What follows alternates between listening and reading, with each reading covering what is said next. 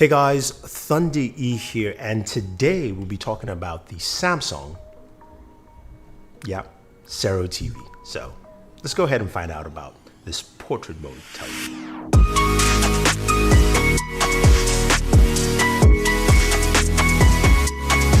So the Sero TV is one of the first portrait style TVs. It basically stands in your living room.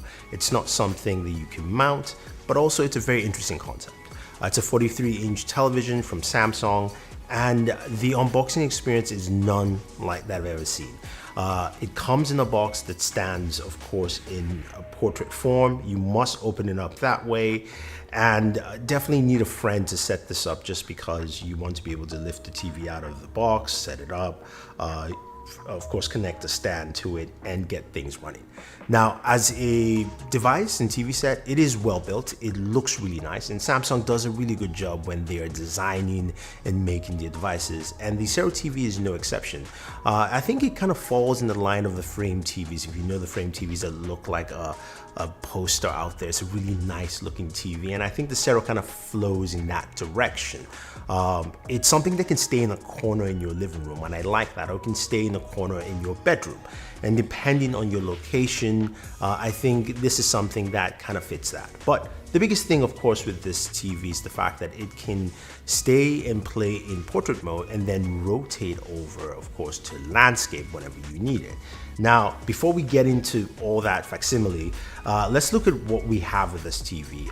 It has 3 HDMI ports, one with an eARC, 2 USB ports at the back, well hidden. It's got a 4.1 speaker with a nice sub, and the speakers sound really good. Don't take my word, just take a quick listen.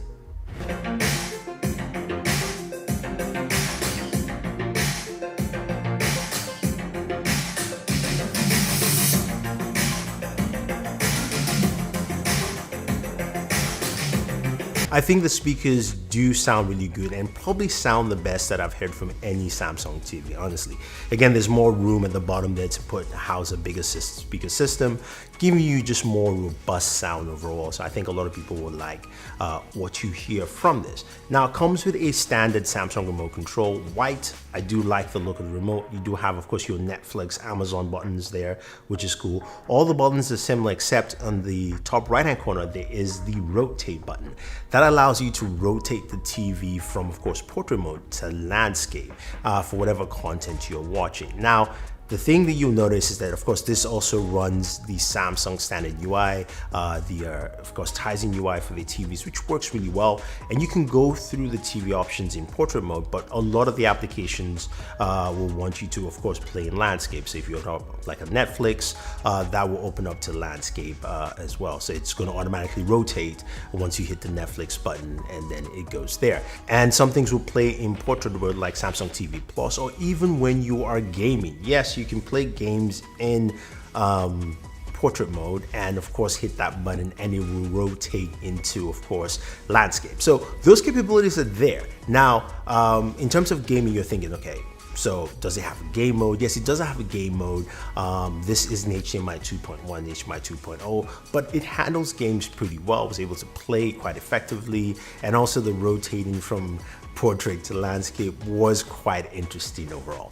So now the question is, what do you really use this kind of TV for? What's the whole idea of something like this? Well, I think it's the ability to connect with your smartphone. That's what Samsung has pushed, and the idea that you can mirror your phone to this device, and then you can go through different applications. So if you're watching a lot of TikTok, this makes a lot of sense, because you can put it on there. You can go through your Twitter feed, and the cool thing is, once you mirror your smartphone to the device, if you rotate your smartphone, it rotates the TV, and you get that ability to go ahead and watch your content that way. So if you're on Twitter and there's a video that's, of course, in landscape, you rotate the TV, it rotates that way, and you can watch the video. Or even if you're watching something like Peacock as a streaming service, which tends to be in a portrait mode, but you can, of course, move it, of course, to landscape.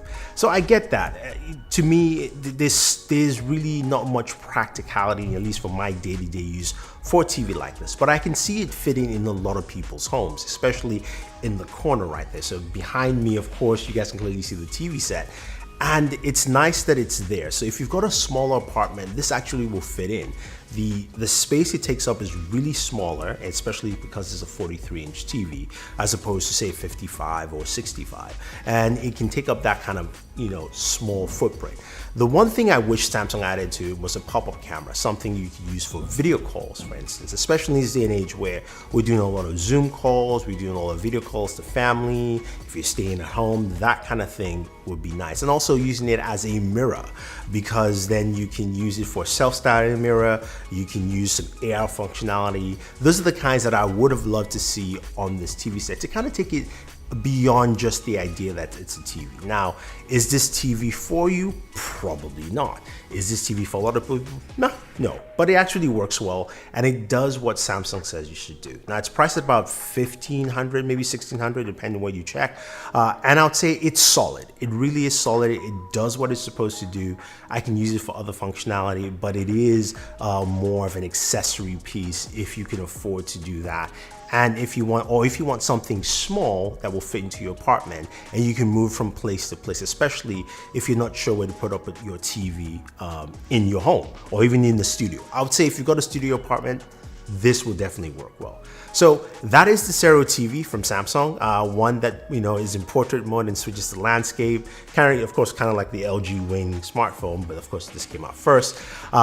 You also have some very decent app integration with, of course, the Samsung SmartThings app, where you can go in and control the TV set directly from your smartphone by either, of course, using the remote control functionality or setting up some of the features on the phone, which is nice. So you've got the ability to switch between different layouts there. Like, as you can see behind me, I've got image, of course, of Lemillion. I can switch over to Cinemagraph, photos, posters, a clock, you name it. You've got all those features built in that. You can do that directly on the TV set itself, but it's nice to see that you can do it directly from your smartphone.